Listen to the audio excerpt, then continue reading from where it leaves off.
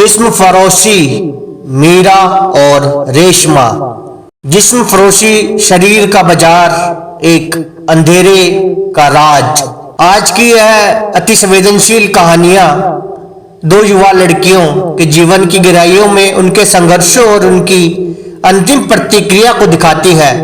यह दोनों लड़कियां अपने परिवार की आर्थिक सहायता के लिए एक जिस्म फरोशी बनती है, लेकिन उसे इस अंधकारी और अमोरन दुनिया में खुद को खोने का खतरा होता है।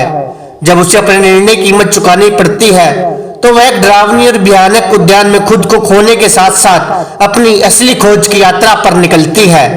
आज की दिल और आत्मा तक को झंझोर देने वाली इन अति संवेदनशील कहानियों को मैं सुनाऊं, उससे पहले इस संवेदनशील विषय पर झंझोर देने वाली एक कविता को सुने।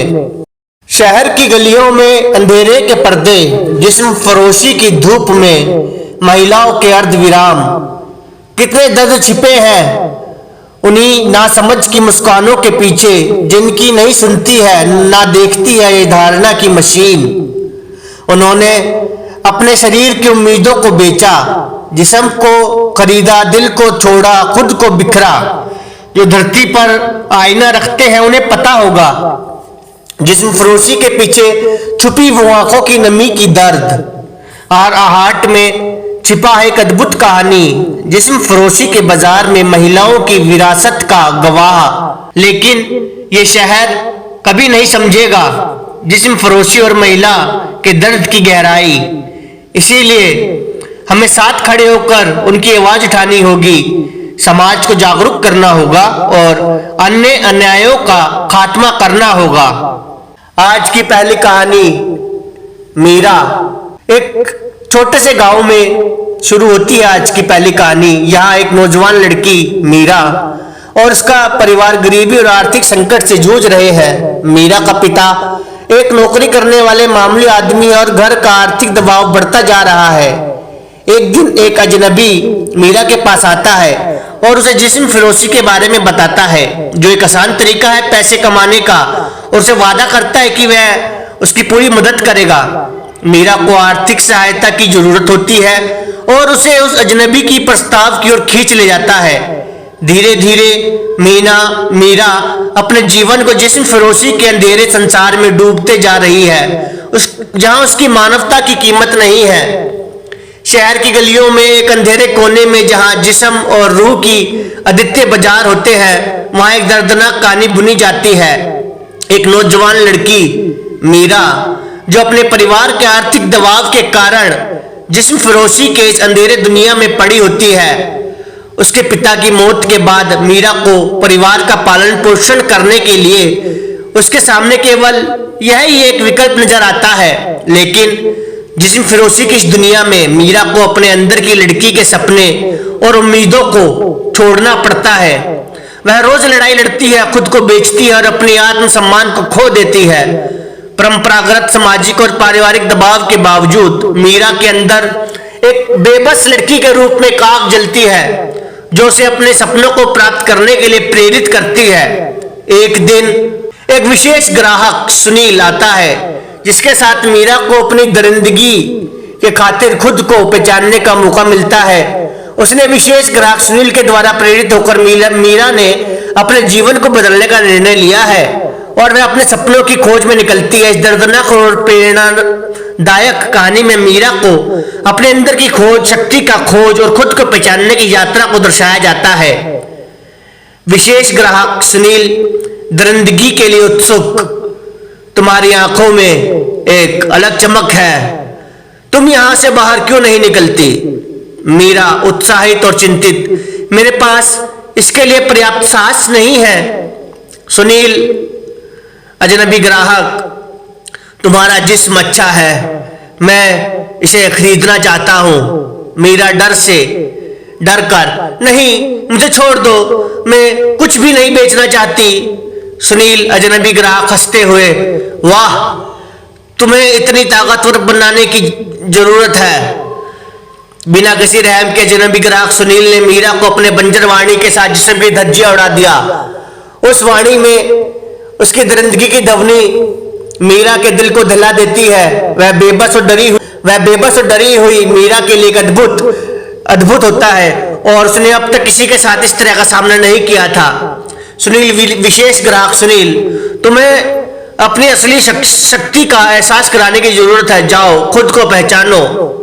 मीरा सोचती है और फिर अपने निर्णय का ऐलान करती है। मीरा उत्साहित, ठीक है मैं जा रही हूं, मुझे अपने सपनों को पूरा करने के लिए तैयार होना होगा। विशेष ग्राहक सुनील ने मीरा के पास आकर उसे अपने साथ ले जाने का प्रस्ताव रखा। सुनील, मीरा, मैं तुम्हें इस गंदे कारोबार से बाहर निकालना चाहता हूं, मैं तुमसे विवाह करना चाहता हूं। मीरा आश्चर्यचकित होते हुए, क्या? लेकिन ऐसा कैसे हो सकता है?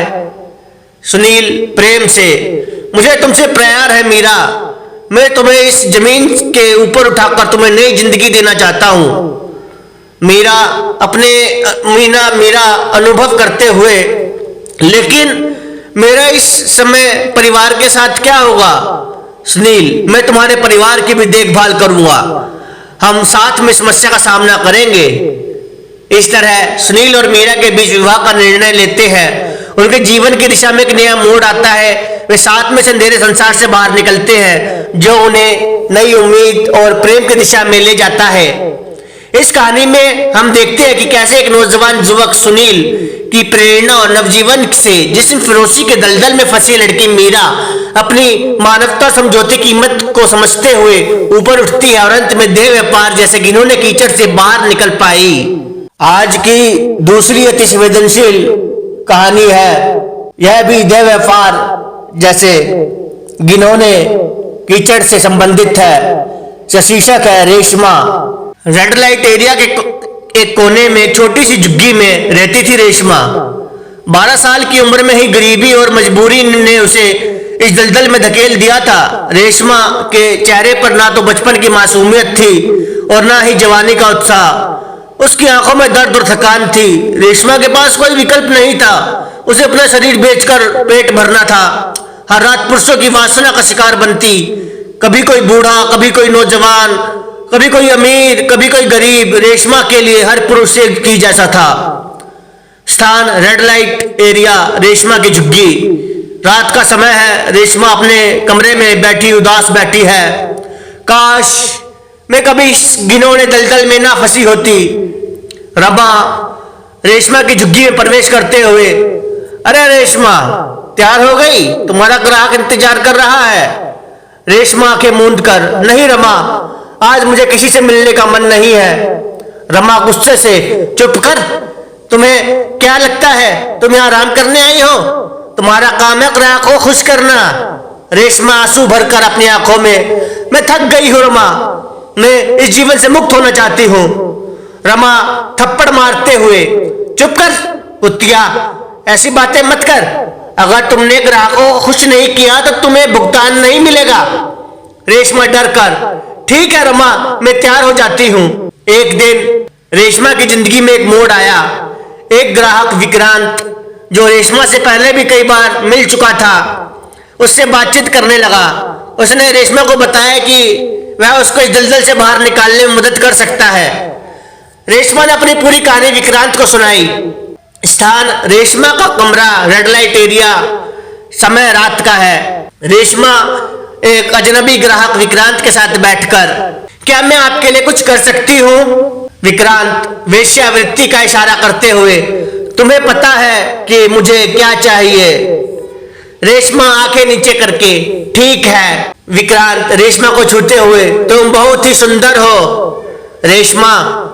रेशमा मन ही मन, काश मैं भी किसी की पत्नी होती, किसी की प्रेमिका। विक्रांत रेशमा को गले लगाते हुए, तुम्हें क्या लगता है तुम कभी इस दलदल से बाहर निकल पाऊंगी? रेशमा आंसू छुपाते हुए, नहीं। विक्रांत रेशमा की कहानी सुनकर बहुत प्रभावित हुआ।